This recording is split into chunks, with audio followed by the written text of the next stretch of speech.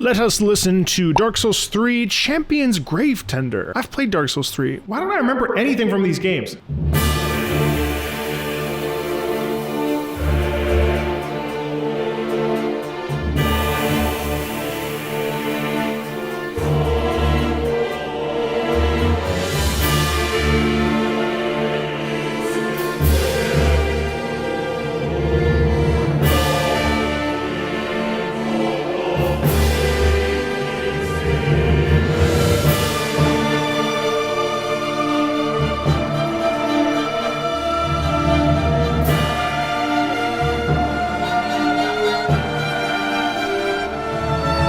That's that Dark Souls 3 melody. Why are there no happy songs in Dark Souls? Like, imagine if you walked into a boss fight and instead of seeing Champion's Gravetender, you just saw like a really happy dog and the music was really optimistic. You know what I mean? Like a bit plotty here. Boom, dun, dun, dun, dun, dun. So it's still forward moving in its rhythm, but it's actually pretty dialed back, which Dark Souls music tends to not shy away from deviating from the standard protocol of, oh, boss music, gotta be fast. Not true. Rhythmically, we always want boss fights to generally be movement focused, the exception to that being Dancer of the Boreal Valley, but even that, Dancer is still moving in its own way. But what I want to take a look at is the fact that, first of all, we just heard the Dark Souls 3 main theme right there.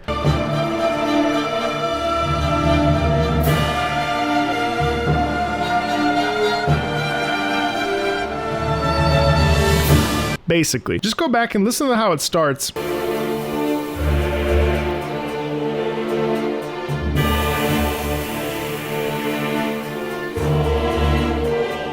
you essentially have a chant, but it's a couple interesting layerings. You have some sort of harpsichord instrument going rum bum bum bum bum. Then you have do mi do do, and then you have another instrument here.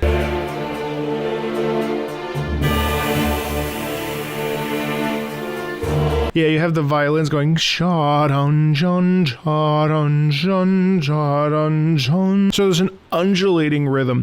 Things are sort of stagnant, but also moving at the same time because you do have movement rhythmically, but the men are all on one note. Da da ya da da ya da da da da. It's very interesting how just like a layering of about three things really sets it in a different way.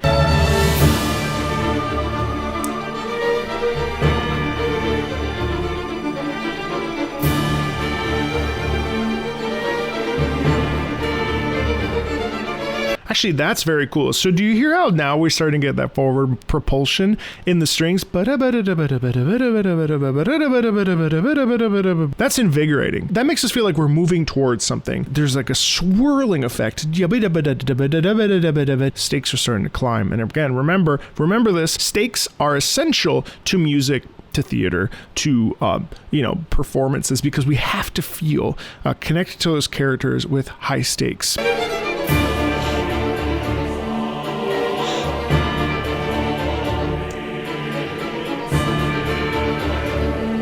Pay attention to that rhythm in there. We have the men, but then we have that's really nice because, again, it's all about building tension. And sharp rhythms like that are really smart to use because they incentivize the human listener to feel a little bit on edge.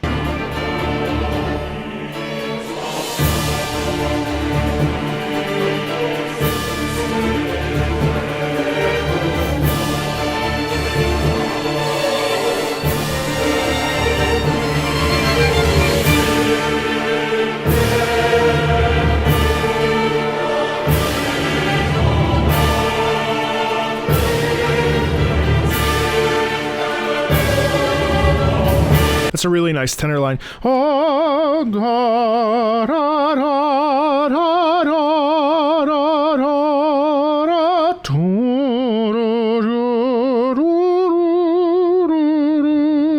That's nice.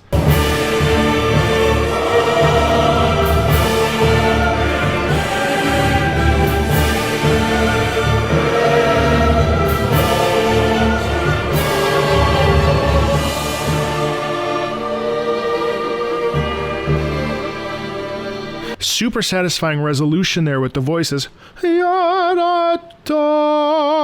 land on that tonic chord, everything kind of resolves. The strings keep going, but the vocalists, as they meander around each other in this 4-part harmony, they end up resolving on the tonic and keeping us feeling like grounded because we've arrived at something. Now the strings are going to continue to go, and I think that that's what like continues the thread of tension, but also just the thread of conflict here, and it enables us to get from point A to point B as we probably shift into the second phase at some point here. But I think the through line will always be those strings while the voice comes and goes as it needs to.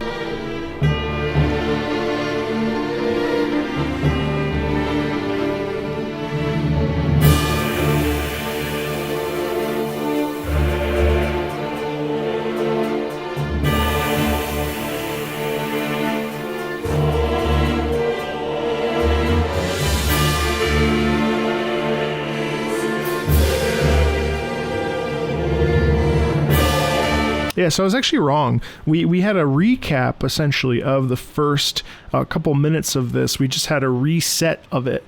But there is a little bit of a difference that I'm noting in terms of how, again, it's very marcato chanting, but it's not forced. There's not like a pressurized feel. You know, when you sing high notes, those high notes give us a feeling of declamation. We don't have any proclamation or declamation here. It's a drone, it's a chant. Some crunch.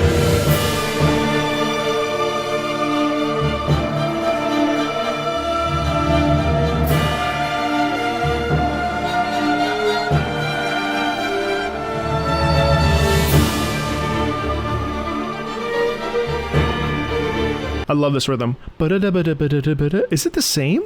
I don't know, but listening to it a second time, it's even more interesting. The way that the strings kind of make you feel like on edge, we gotta go. While you have these big block chords going dong, chung, chung. It's very satisfying. Counter melody with the violin there.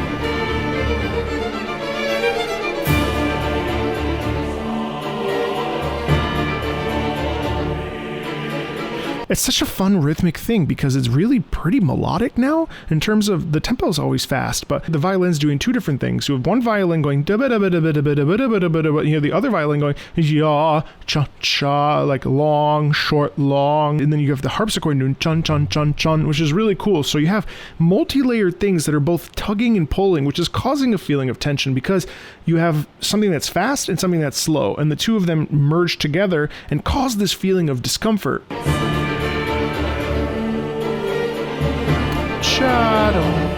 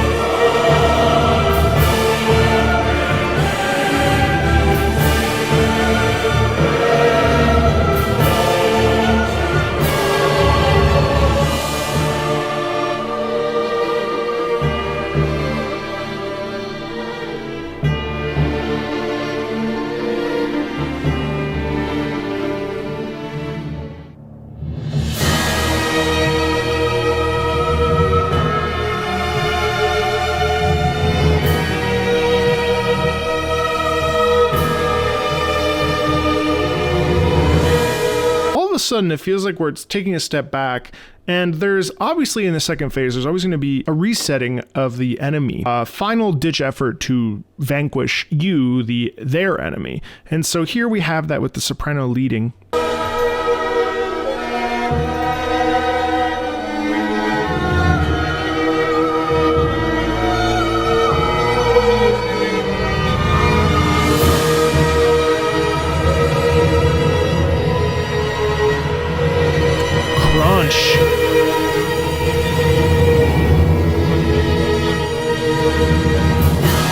Do you hear how it kind of stalls right there. It goes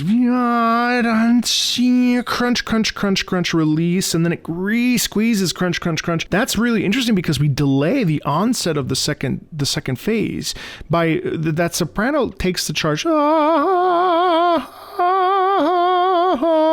Crunch, crunch, crunch, crunch, release. Crunch, crunch, crunch, dissonance, release. And I think we're going to go into the heavy part of the phase here. Nice.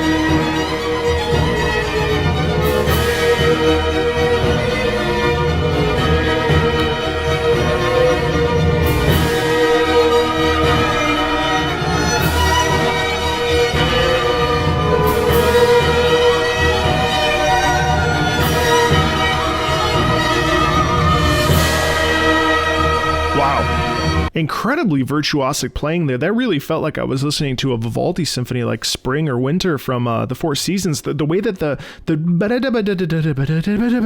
like absolutely shredding, like you could light the string on fire. That was so intense. That's really, really satisfying. Honestly, like it took me completely out of the moment. I'm not really thinking about the character of the champion's Gravetender because the way that music played, it played with such a precision. Now I don't know if it's synthetic or not, but it really, really feels like this danse macabre, if you will, and it's spirals in such a violently melodic way, but it's really, really, really delicious to listen to.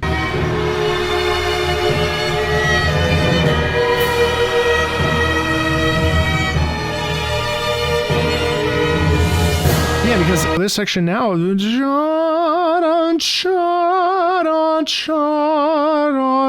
now we're a totally different situation here. That's pretty interesting because now it's slow and it's a bit undulating like the waves again. We're going up and we're going down. And I think that also causes a rise and fall of tension for us as listeners, not really feeling grounded or settled.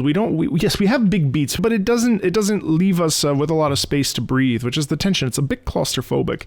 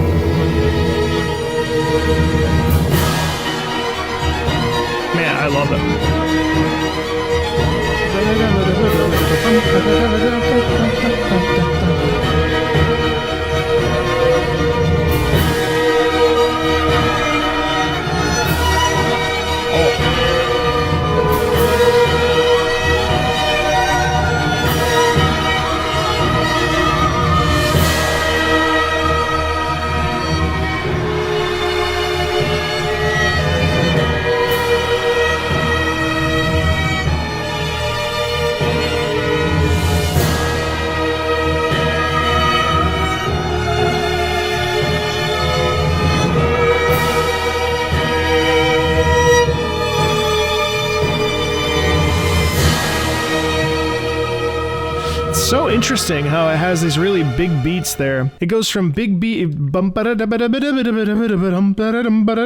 that's so satisfying, and then it slows back down. Very cool. What a neat little track. Let me just take a look at the Champion Gravetender just so I can see.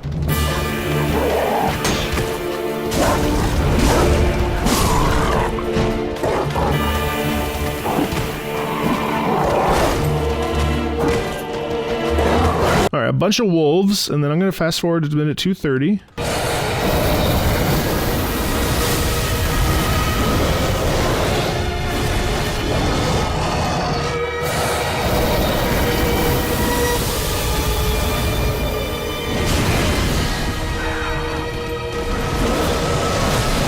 Yes, so now that I'm looking at this, I actually do feel that in a lot of ways, that music, that could be multiple different things. It could be the ice, it could be the ice melting, it could be the sheer speed of the wolf. There's a lot of things that can be connected to that. It's really, really satisfying music, and I've never seen this fight, Ariandel. I don't think I played Ashes of Ariandel, but that's very, very satisfying and very cool. There's a lot more Dark Souls on the channel. There's a lot more FromSoft on the channel. Hope you'll check it out. Feel free to like, subscribe, and if you enjoy video game music, there's a lot for you to see. So thanks a ton, and I'll see you later. Bye.